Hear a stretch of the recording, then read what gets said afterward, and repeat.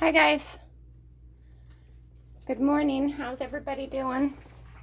So today I wanted to share with you a quick how-to, or how I've been making my cards, the larger playing cards.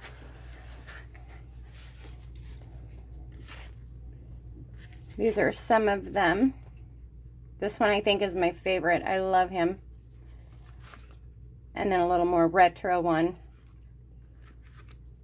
And then this more grunged one. This one here is the one that I just completed. And I'll walk you through the process if you want to create one of your own.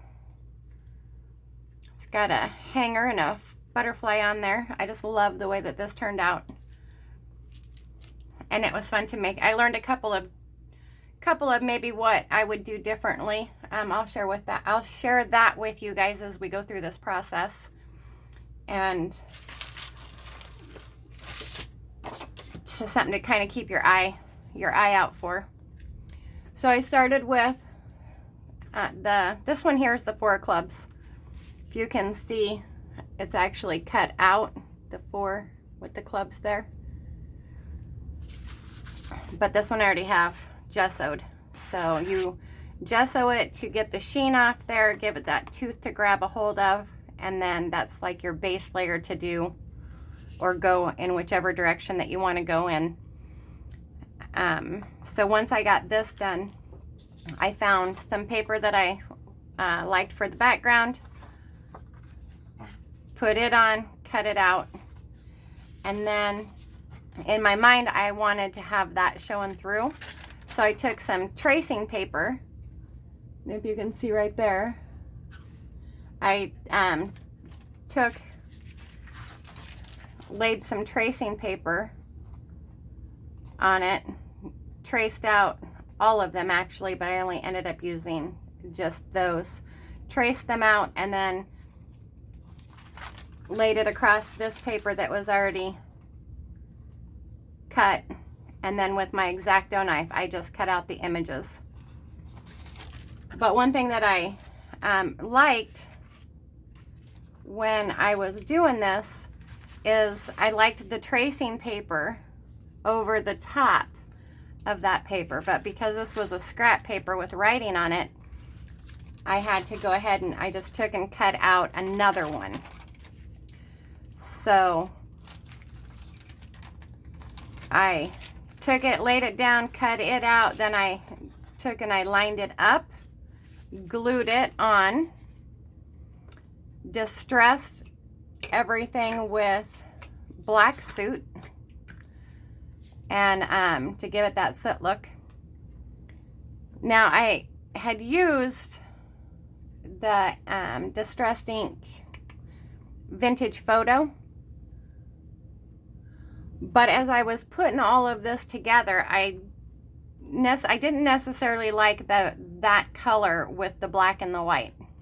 So I went back over everything with the black and changed its color, and I really like the way that it turned out. The spade in here, because it was gessoed, so it gives it that color. I mean, it looks good, but I think I might have taken a Sharpie and colored that back in just to really make it pop. But what I ended up doing instead is just distressing the outside. Let me pull this up so you can see it. Distressing the outside here and of the 4 to kind of bring the eye to it.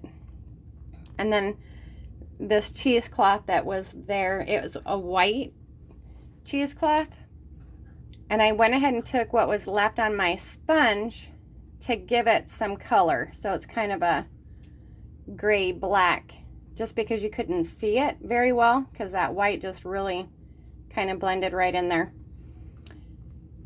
And these 2 spades right here, bring it up so you can see it, are overlaid, but they were actually the piece that was cut out of here.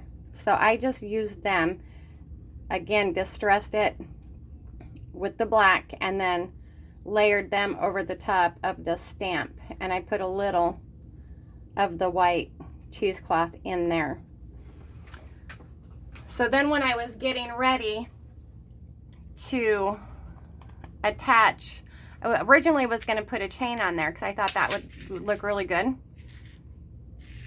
This is, I did not take into consideration the distance I needed for the jump ring to actually hold the chain. So when I went ahead and measured and poked those, my jump rings were not big enough. So to fix that, I just went ahead, this is picture wire, what we would hang our pictures off of. And I wrapped it around there just like you would a picture. And then I took and poked the holes in right across the butterfly. Oop. And then when you turn it over, you can see right there that I wrapped it upon itself. So I love the way that this turned out. I am pretty impressed with it, and I hope you guys are too. These will be next month's challenge in the group. So if you'd like to be a part of making some altered playing cards, or if you're not a part of our group, that information will be posted in the link, Crafty Dabblers on Facebook. And we would love to have you. I just want to tell you thank you for joining me. Please don't forget to subscribe to my channel. And if you like this quick little tutorial, share my video. I just am excited over this one. So thank you all and have a great day.